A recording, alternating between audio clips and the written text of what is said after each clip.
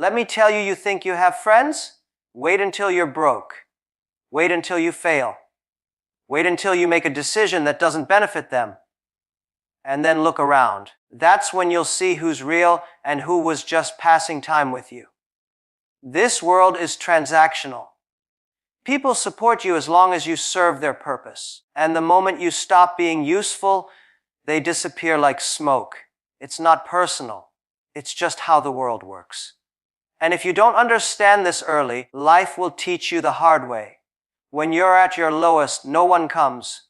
When you're confused, people laugh. When you dream big, they doubt you. But when you rise, oh, now they remember your name. That's not friendship, that's convenience. So be careful. Don't open your heart to everyone. Don't tell your plans to just anybody. Don't expect support when you're building. Learn to be your own friend. Learn to clap for yourself in silence. Because the day you stop relying on people is the day you start becoming powerful. Work hard. Stay silent. Let success answer all the questions. And remember this, it's better to walk alone than walk with people who pretend to care. Be smart, be sharp, and most importantly, be careful. In today's world, one harsh truth often goes unspoken. People are primarily concerned with themselves. Everyone is chasing something: success, money, recognition, validation, or survival. And in this pursuit, the needs, feelings, and struggles of others often become secondary. No matter how close someone seems to be, you'll eventually realize that when life gets complicated, most people will choose themselves first. That's not betrayal. It's human nature. We grow up with the idea that friendships are forever, that people will stand by us in our highs and lows. But as we age, as life begins to test us, the truth slowly unfolds. The phone rings less when you're going through something. People check in when it's convenient, not when you truly need them. When you're winning, they want to be close. But when you stumble, they become distant. It's not that everyone is bad. It's that everyone is busy managing their own chaos. Understanding that the world is self-centered doesn't mean you should become bitter. It means you should become wise. You stop expecting people to carry your weight, and instead, you build the strength to carry it yourself. You learn that no one is coming to save you, so you stop waiting. You stop hoping that someone else will push you, fix you, or believe in you. You begin to rely on the one person who has never left your side: yourself. Learning to stand alone is not a weakness. It's one of the most powerful things you can ever do for yourself. It means you're not emotionally dependent. It means your happiness isn't in someone else's hands. It means your growth isn't tied to someone else's approval. When you learn to stand alone, you stop begging for support. You stop explaining your dreams to people who only want to understand you to compete with you. You become your own motivator, your own coach, your own safety net. In a self-centered world, the ability to be independent becomes your greatest shield. People can't manipulate you when you don't need them. They can't guilt you, silence you, or control you when you have no emotional leash tied to their presence. Standing alone gives you the freedom to think clearly, to move in silence, to execute without permission. This world respects results, not potential. It celebrates outcomes, not effort. If you're expecting empathy to fuel your journey, you're going to be disappointed. Most people will not understand your path. They don't need to. Because in the end, the world only claps when you've already won. Not when you're struggling. Not when you're doubting. Not when you're trying. That's why you must learn to move forward whether anyone believes in you or not. Whether anyone understands you or not. Don't wait for someone to validate your worth. Don't depend on someone to walk your journey for you. If you fall, get up. If you get rejected, keep moving. No one else is responsible for your destiny. That burden belongs to you and you alone. You have to be willing to walk paths that make sense only to you. You have to be okay with being misunderstood. You have to be at peace with silence, isolation, and solitude. Because that's where strength is forged. The sooner you stop expecting others to fulfill your emotional needs, the more power you take back. The moment you accept that most people are temporary, you begin to live without fear of loss. The minute you stop depending on others for direction, you start developing your own vision. That is how leaders are born. That is how success is built, not with company, but with character. Not with applause, but with endurance. One of the most surprising lessons life teaches is that the more successful you become, the fewer real friends you'll have around you. It seems backward at first. Shouldn't success attract more love, more celebration, more support? But reality often works in the opposite direction. The very moment you begin to rise, the dynamics of your relationships begin to change. Not always with words, but with silence, with distance, with looks that don't match the smiles. When you're struggling, people find comfort in your situation. You are relatable. You're not threatening. Your failures make them feel less alone in their own. But when you begin to break barriers, when you start chasing excellence instead of excuses, something shifts. The people who once rooted for you may start to feel uncomfortable. Jealousy creeps in. Insecurity starts whispering to them that your success is a reflection of their stagnation. You'll start to notice strange behaviors. Invitations start disappearing. Messages slow down. Conversations that were once warm become distant. The tone changes. It's not always loud or direct. Sometimes it's just an absence of excitement for you, an absence of genuine pride in your achievements. People who once said, "You got this," now say, "Don't forget where you came from." It's subtle but sharp.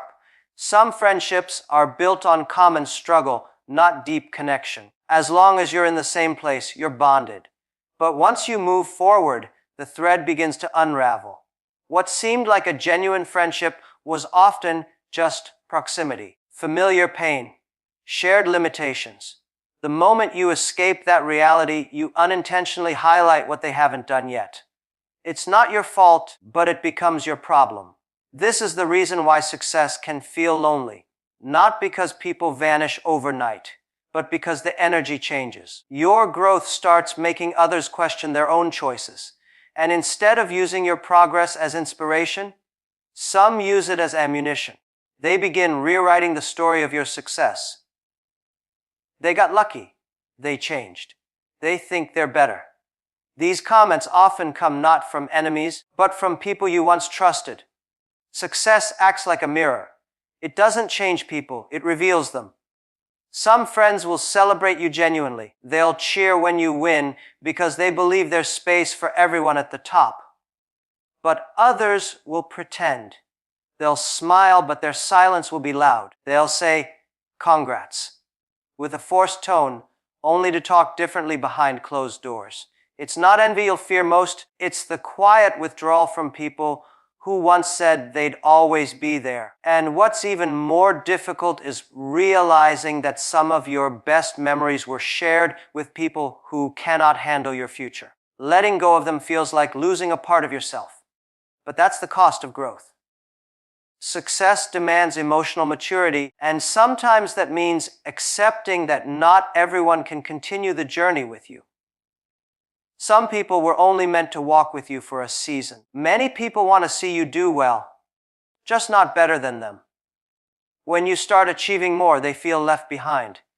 They begin to question why your life is moving faster, why you're reaching heights they haven't. In their minds, your success becomes unfair. And instead of asking how they can level up, they pull back. Not because you did something wrong, but because they can't handle what you did right. So, the people who once promised they'd never leave might become the first ones to fade away. Their absence won't always be obvious. It'll be in the way they no longer ask how you're doing, no longer support your work, no longer include you in moments that once mattered. They won't confront you, they'll just disconnect. Quietly. Gradually, until you realize you've outgrown them, and they've outgrown your success. One of the most misunderstood aspects of life is the belief that people will support you the most when you are struggling. While it would be ideal if help came during your weakest moments, reality paints a much colder picture. Help, admiration, support, and recognition often don't show up when you are down. They come when you no longer need them. People respect strength, not struggle. They gather around success, not suffering. When you're at rock bottom, your cries for help often go unheard. Not because people are cruel, but because struggle makes others uncomfortable. Most people don't know how to deal with brokenness. They don't know what to say, how to act, or how to support without being inconvenienced. Your pain becomes invisible, not because it lacks meaning, but because it lacks value in a society that only rewards visible wins. Weakness is met with silence, not because you're not worth saving, but because most people are waiting to see if you'll save yourself first. They want to see what you do when no one shows up. They want to see if you have the heart to keep moving even when your back is against the wall. Only when you start to rise, only when the light begins to flicker in your eyes again, do they reappear. Not to rescue you, but to attach themselves to your comeback. This is the irony of the world we live in. People love a comeback story, but only when the worst parts are already behind you. They want to be part of the celebration, not the chaos. They want to take pictures at your peak, not sit in silence at your lowest. You'll find that when you're begging for opportunities, they ignore you. But when you no longer need them, they ask how they can help. When you're hungry, the doors remain closed. But when you start building your own table, they want a seat at it. There's something about strength that draws people in. It radiates confidence. It signals security. It sends a message that you're worth being associated with. People are drawn to certainty, not desperation. When you're strong, when you've figured things out on your own, others begin to see value in your existence. Suddenly, your phone rings more. Your inbox gets filled. You're invited, included, noticed, not because you changed as a person, but because your image now carries perceived power. It's a hard pill to swallow, especially if you've ever gone through something deeply painful, expecting people to stand by you. Most won't. They may offer words, but they rarely offer presence. They'll say, "Let me know if you need anything," but disappear when you actually do. It's not always malicious. Sometimes, people are simply too busy managing their own lives. Other times, they don't know how to carry someone else's burden. And often, they simply don't care as much as you assumed they did. And so, you learn the painful lesson: strength is the currency of attention. When you are seen as strong, independent, and capable, people are more likely to offer help, not because they think you need it, but because they want to be connected to what you're building. You become a magnet when you look like you're going somewhere. You gain supporters when you no longer appear desperate for support. When you stop asking for help and start building regardless, that's when others start to offer assistance. It's when you've already pushed the boulder halfway up the hill that people come and ask if you need a hand. It's after you've taken the first 100 steps alone that someone shows up and wants to walk with you. Not because they were never there, but because you had to become someone worth walking with. People invest in those who look like they don't need investing in. They support those who look like they've already succeeded. Trust is one of the most powerful currencies in life, but it's also one of the most misunderstood. Many people confuse trust with feelings. They assume that because someone makes them feel comfortable, speaks kindly, or shows temporary loyalty, that person is trustworthy. But real trust is not built through warmth or charm. It is earned slowly through repeated experience, not instant emotion. Emotions are unreliable.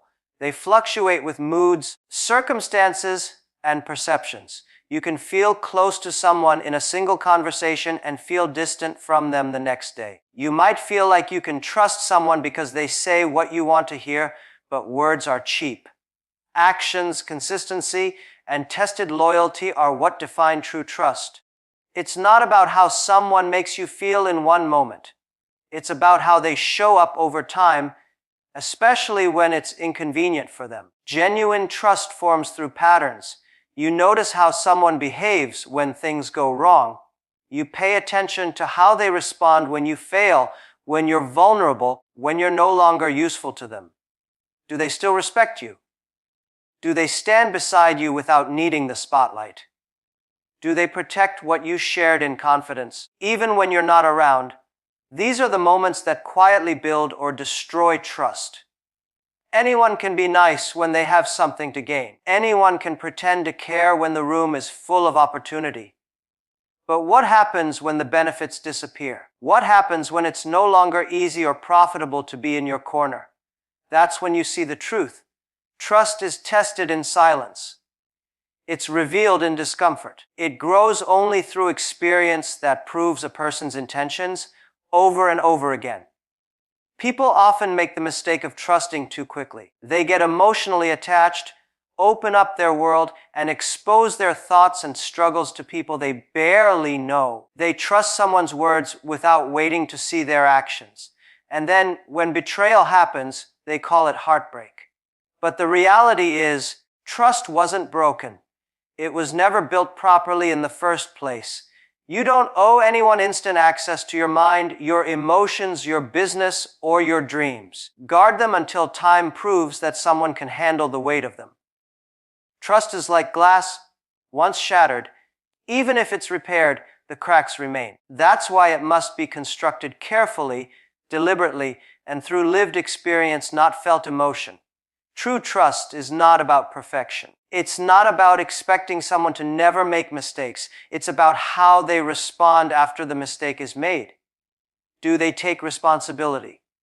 Do they communicate honestly? Do they show growth? You don't need people to always get it right. You need people who won't run when it gets hard. That's the kind of character that builds lasting trust. The world is filled with temporary connections.